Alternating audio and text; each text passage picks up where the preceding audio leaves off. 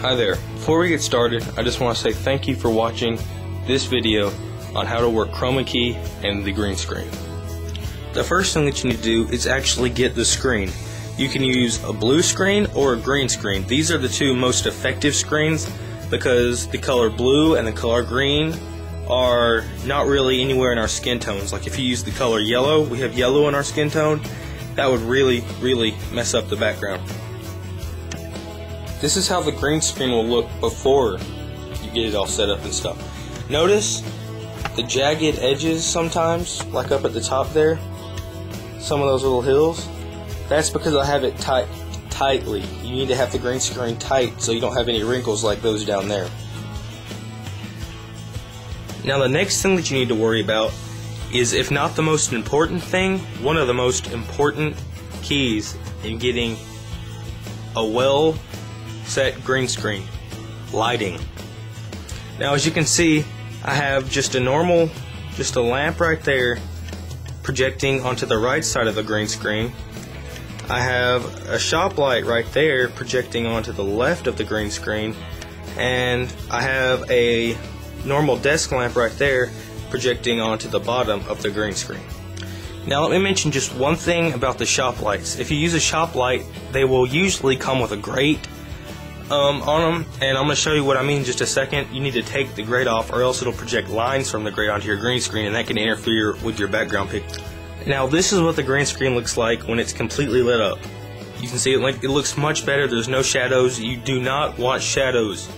Shadows will definitely interfere with your picture in the back, and they're really hard to work with. Now before we move on to our subject, I'm going to go back and show you what I meant about on your shop light, the grate that came on it. Now let me show you what it would look like if you have the grate. Now that's definitely not what you want. I've said it once, I've said it a million times. You don't want shadows.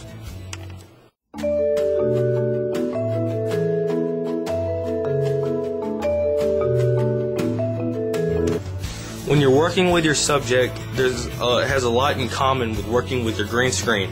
It needs to be well lit. That's why I have a lamp right here on my bookshelf just propped up. Let me cut it on real quick. And it lights up your subject. If your subject's not lit up, you won't be able to see him. And I know what you're thinking, when you have all those lights on there, why do you need another one for the subject? It's because if you realize all the lights are behind the chair where the subject will be sitting. The reason being is because if the lights were in front of your subject and projecting on your subject, they'd cast a shadow back on the green screen. And like I said earlier, you do not want any shadows.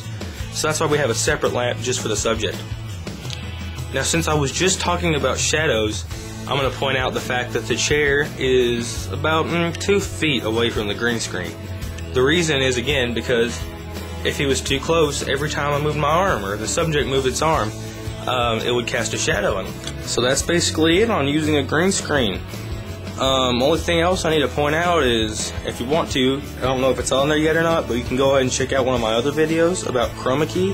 Chroma key is the tool on whatever software you're using that will actually make your green screen come to life. I'm going to show you how to use it on Pinnacle Studio Ultimate or Pinnacle Studio 12. Anyways, thank you for watching this video, and check out some of my other ones. Hope to see you again soon.